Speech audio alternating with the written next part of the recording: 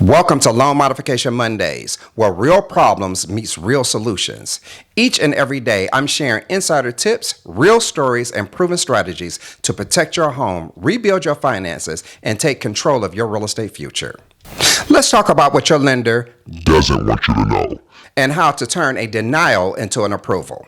So get ready. We're going to expose loan modification secrets the banks don't want you to ever find out. Today's topic is your lender isn't your friend, and every word you say can and will be used against you. Did you know that you can talk your way right out of a loan modification? Yep, that's right. Sometimes saying too much to the lender is the reason why you get denied. When you call your lender, every word you say is documented and can be used against you. So explaining too much, telling about your job changes, side income, who's actually living in your home, and before you know it, they've built a profile against you.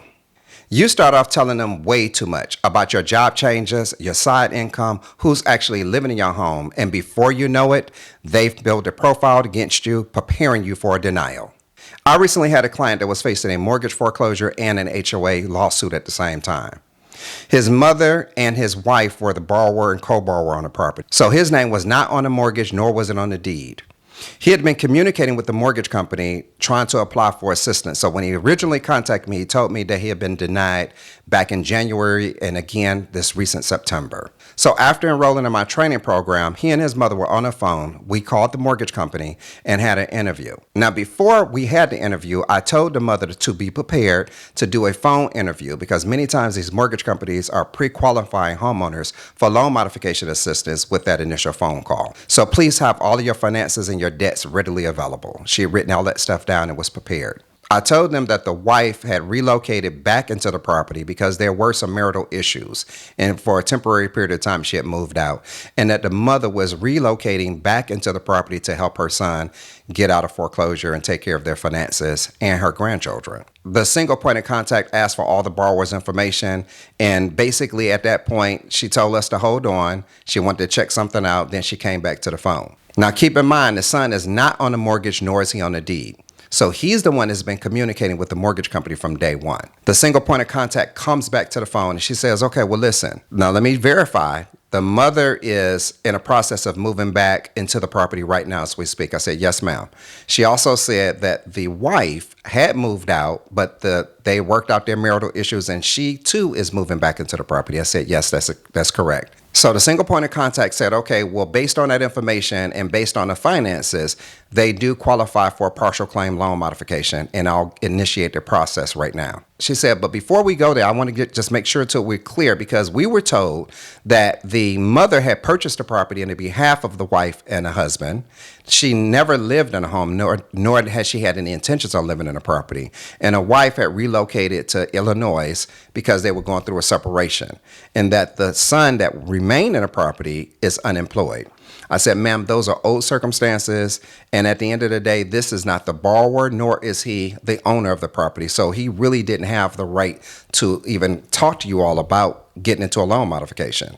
And so you need to discard all that information. They were pre-approved for the partial claim modification. There's some other things that need to happen behind the scenes, and she told the client to be expecting a letter within the next 10 days giving them an offer for the loan modification. Meanwhile, they also canceled the foreclosure that was scheduled for the first Tuesday of December.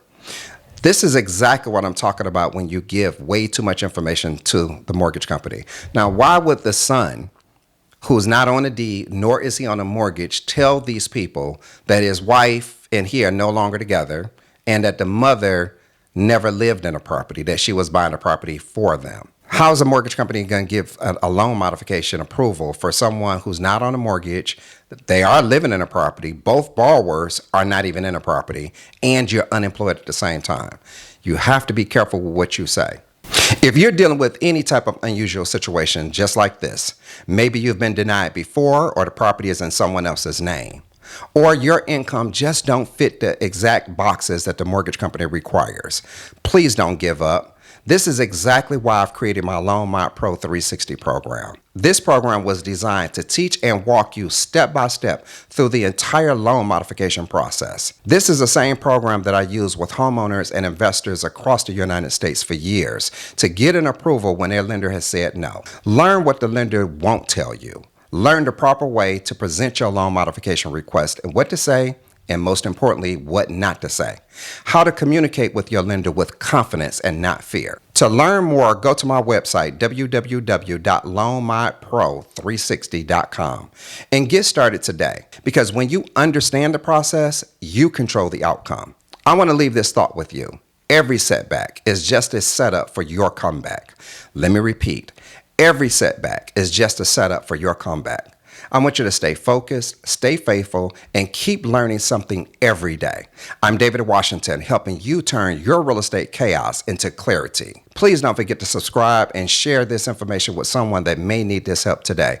I'll see you tomorrow with Foreclosure Tuesday.